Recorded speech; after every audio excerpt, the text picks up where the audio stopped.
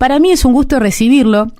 Hace rato que no nos vemos, pero nos mantenemos en contacto. Él es periodista en la ciudad de Bahía Blanca, periodista y escritor, y también, yo te diría que investigador. De repente nos envía un mensaje a Augusto Meyer, a quien estamos ahora contactando y está en línea, porque yo no lo sabía, pero después de muchos años, y porque él se interesó en saber, en querer saber sobre su familia biológica. Pero no solo se quedó ahí, y ahora nos va a contar por qué. Hay un grupo de WhatsApp que está ayudando a muchas personas a encontrar a su familia, a ese lazo sanguíneo que por alguna cuestión, cada uno sabe cómo y tal vez por qué, fueron separados esos afectos, ¿no? Esos lazos directos familiares. Y cuando te enterás a los años que la persona que te crió no es tu real mamá biológica, pasan cosas. Y cuando te enterás que por ahí la historia que te contaron durante años puede ser también, no es la verdadera, querés saber la verdad. Augusto, ¿cómo estás? Buen día, Augusto. Buen día, María Rosa, ¿cómo están? Matías, bien. Bueno, sí, vos lo resumías perfectamente. Esto, bueno, llevó muchos años en mi caso particular. Una vez que encontré el origen, escribí el libro, lo publiqué. El libro afortunadamente está yendo muy bien, se está vendiendo muy bien, pero bueno, pasamos a una nueva etapa porque me parecía que estaba en condiciones, a partir del resultado que obtuve, de tratar de ayudar a otros que, bueno, están en la misma búsqueda, inclusive desde mayor cantidad de años que yo.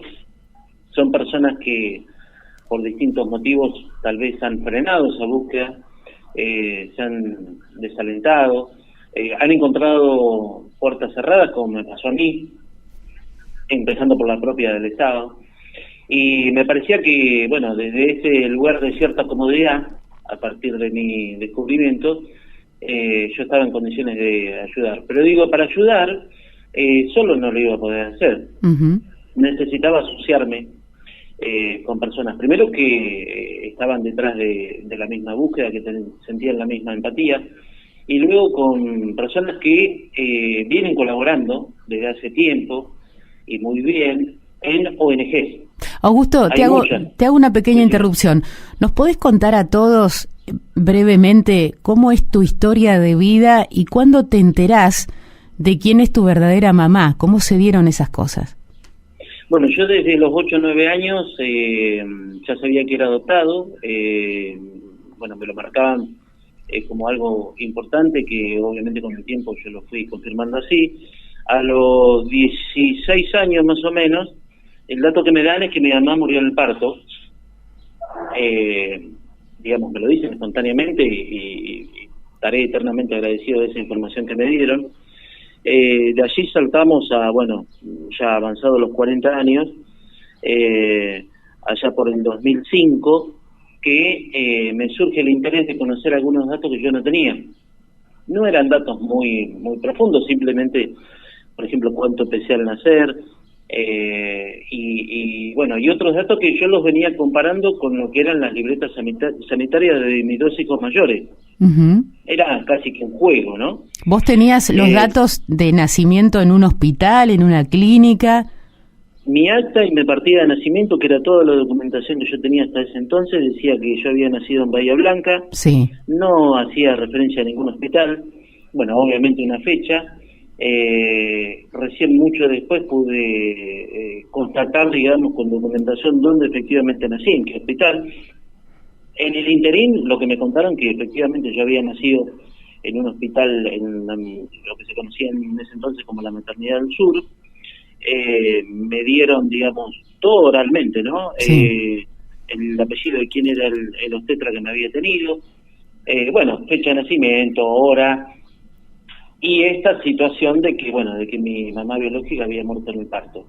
A partir de la búsqueda que yo inicio, que no fue fácil y que, bueno, la verdad que tuve poca y nada de ayuda, yo logro determinar que mi adopción había sido ilegal. En principio, más allá de la sorpresa de enterarme de esta situación, ya decir la palabra ilegal tiene tremendo, sí.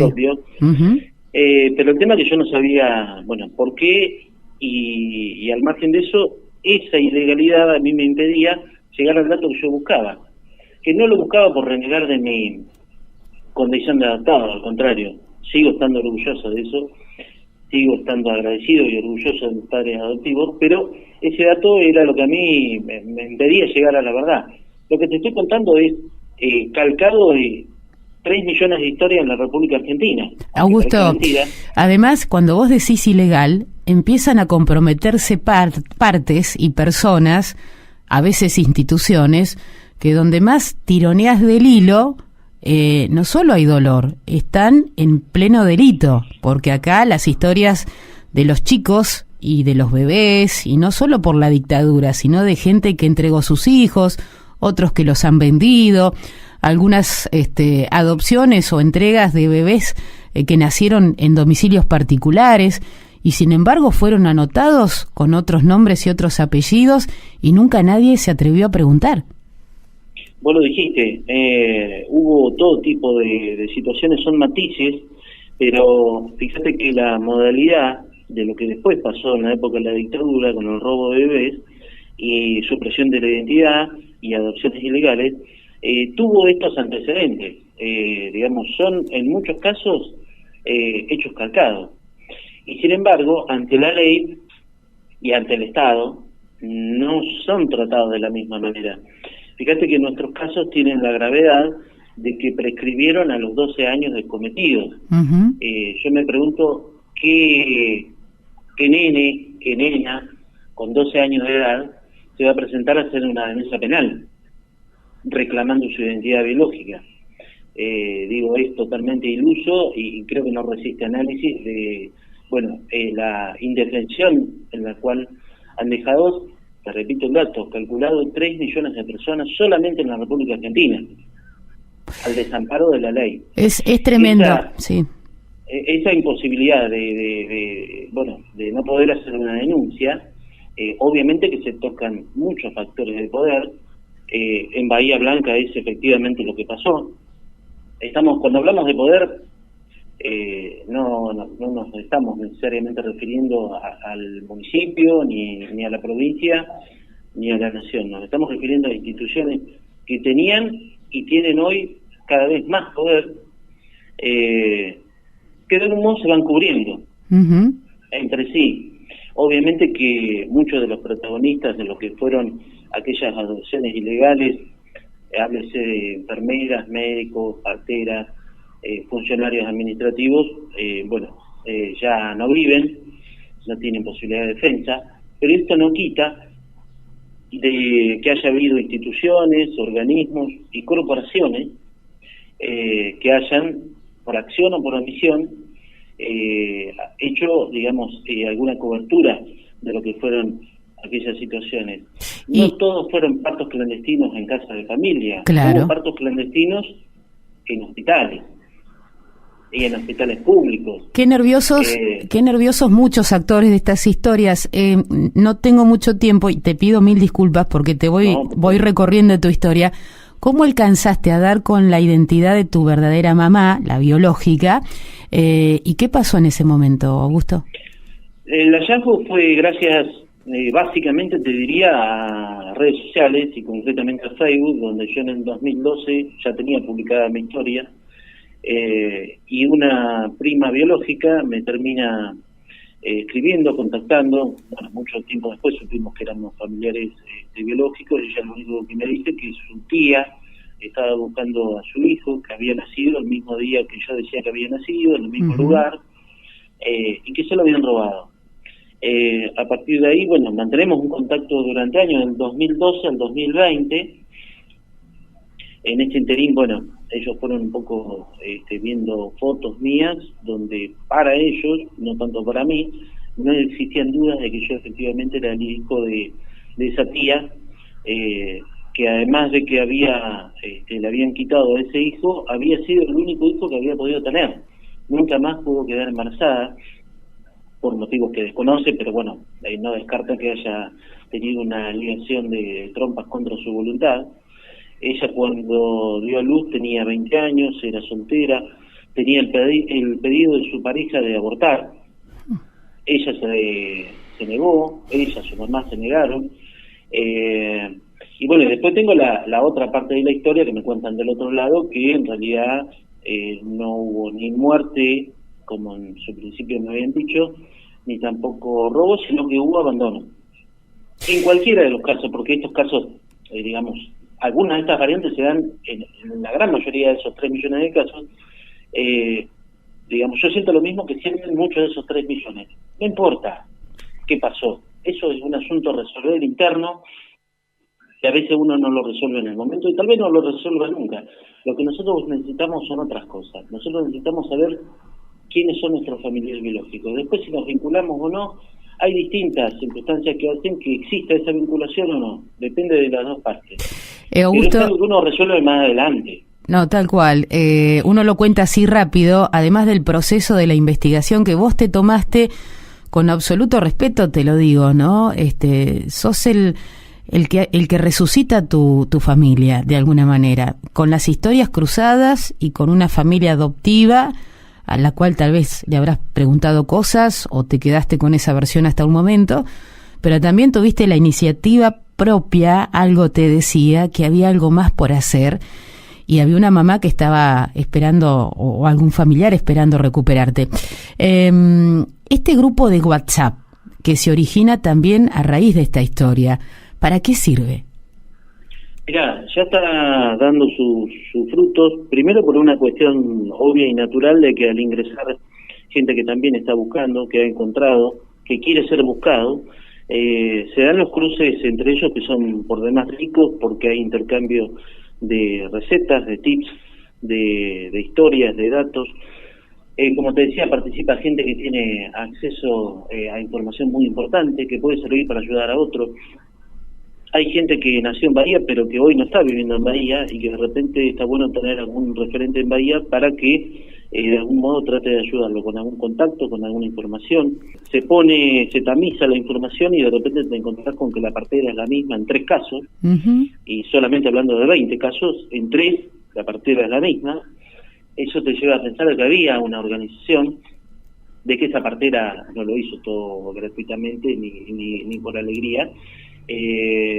Tengamos en cuenta que en aquella época tenían mucha intervención las monjas azules, que de algún modo consentían este tipo de adopciones ilegales, de algún modo avalaron este tipo de maniobras, con toda la complejidad que eso tiene y que eso genera.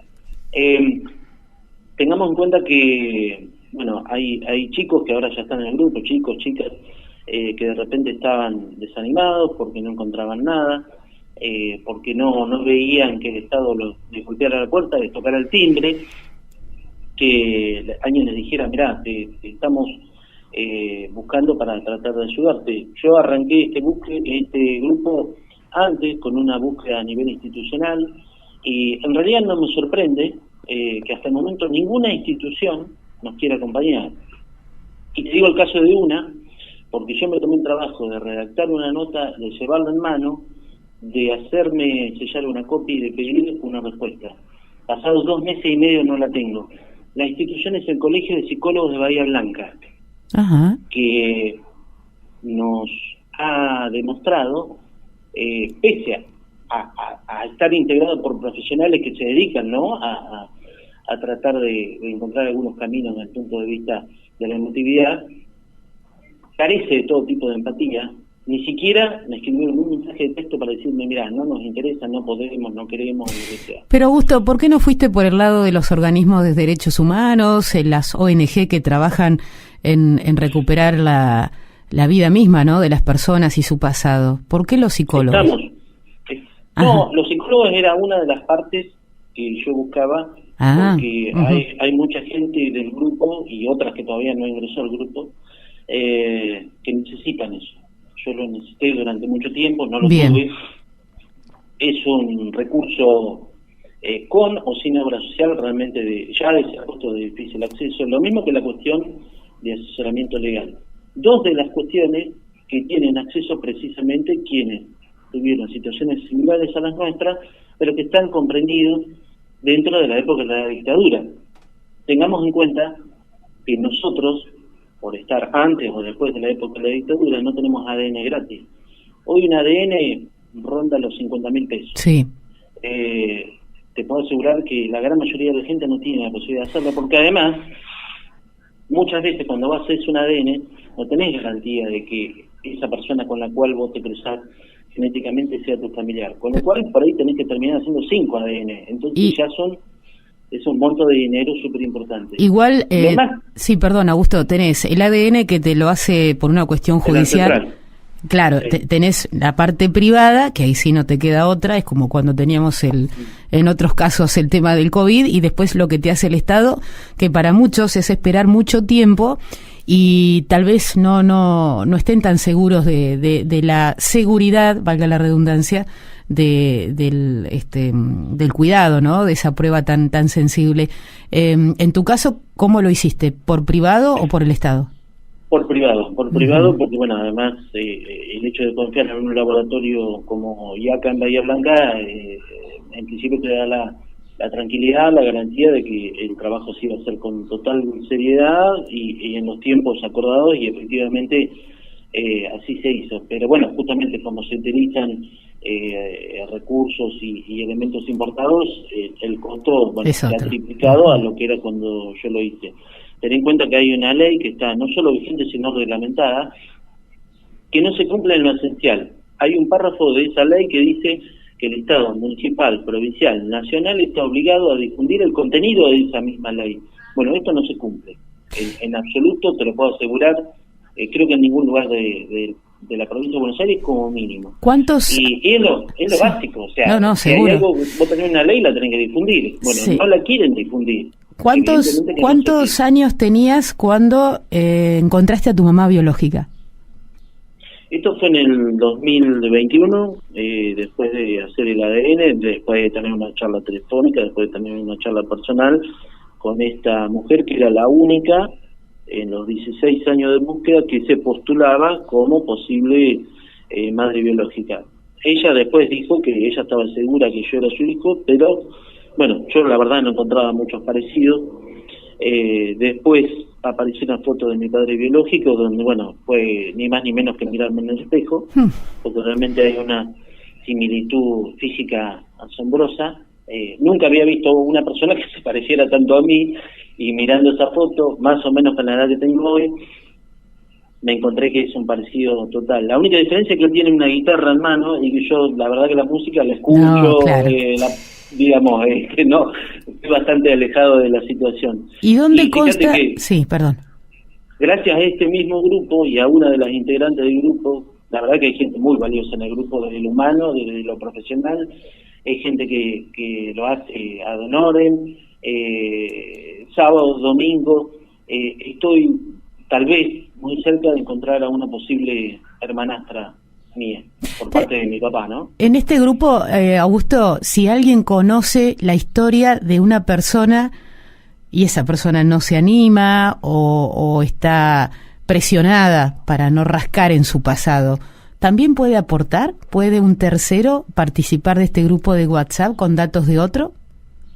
Sí, de hecho lo están haciendo. Nosotros, bueno, la verdad que para mí en lo personal y para el grupo también es muy importante que, bueno, que un medio como el que vos representás nos des este espacio, porque estamos todos asociados a tratar de ayudar a terceras personas que hoy por ahí ni siquiera forman parte del grupo, no están obligados a formar parte del grupo para que nosotros intentemos ayudarlo con los recursos, con los mecanismos que tenemos. Uh-huh. Esto recién empieza. Vamos a iniciar también, bueno, toda una campaña de difusión precisamente a través de medios de comunicación, no solo bahienses, porque sabemos que hay gente que hoy vive en Dorrego, en Pringles, en Punta Alta, y en el exterior también, más allá de en otras provincias, que nacieron en Bahía Blanca, que no tienen nada, no tienen ni por dónde empezar, porque ni siquiera saben en qué hospital nacieron y si nacieron en un hospital, y de repente nosotros vamos a tratar con las herramientas que tenemos, sin garantizar éxito, de bueno, hacer lo imposible para ayudarlos. Claro. Esto no tiene tiempo. digamos, la búsqueda puede llevar años, puede Sí. de repente no dar resultados, o de repente sí. Antes de iniciarse el grupo, que fue, bueno, un poco la frutilla al postre que a mí me animó a armar este grupo, fue la aparición, me llegó el dato de una chica que había nacido en Bahía Blanca y que vive en España, en Cataluña. Bueno, todo, digamos, por Messenger y a nivel personal, porque el grupo todavía no estaba formado, le escribo, le digo, mira, te ofrezco la posibilidad, nada, le cuento un poco mi historia, yo te ofrezco la posibilidad de hacer una nota en la Brújula 24, un medio súper visto y leído en Bahía y toda la zona, hicimos la nota para radio, la armé para el diario digital, gracias a Dios tengo el acompañamiento de todo el equipo de la Brújula. La nota empezó a trascender. Como esta chica tenía un dato más que fuerte de que su madre biológica podría estar radicada en Tierra del Fuego, le hice contacto con un periodista de Tierra del Fuego. En ese diario digital de Tierra del Fuego replicaron la nota tal cual la publicamos nosotros, le cambiaron el título nomás, y después le hicieron una nota telefónica extra sobre el mismo tema, pero ya tomaron una visión local de ellos, de Tierra del Fuego. Ujú. Bueno, la familia biológica está radicada en Tolwyn, y me decía el periodista, dice, no sabés la revolución que se armó. Todo el pueblo llorando de haber encontrado a su hija, de haber encontrado a su madre que vive, tiene 7 hermanos. Esta chica me escribió desde Cataluña, bueno, totalmente emocionada, dice, tengo 7 hermanos. ¿Te imaginas lo que fue? Te pega muy fuerte. ¿Y sabes por qué te pega? Porque es tu vida también la que está justamente en estas investigaciones casi artesanales, a pulmón, remando con las manos. Qué interesante es el compromiso de cuando alguien sabe una verdadera historia y por ahí se la ha callado por años y piensa que ha hecho lo mejor, callarse la historia, ¿no? Y otros están sin conocer ni siquiera sus lazos más directos. A vos te pasó con tu mamá. Me piden, por favor, de qué manera, cuál es el número para empezar a sumarse. Y te voy a hacer, ya que estás medio emocionado, te voy a contar una historia.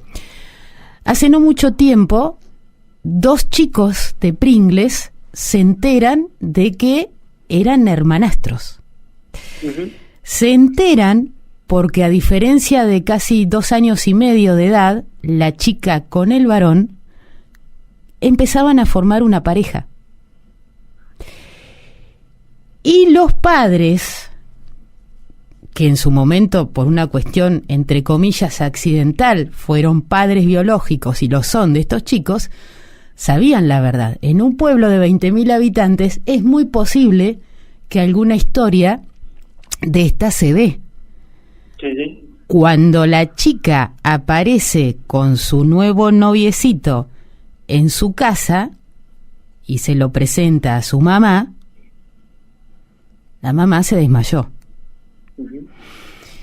Bueno, pasaron unos días, la olla a presión estaba muy, muy caliente, porque si no se decía la verdad, acá estábamos en otro tema bastante grave. Esos chicos conocieron la identidad porque un día se cruzaron, se vieron y casi se enamoraron.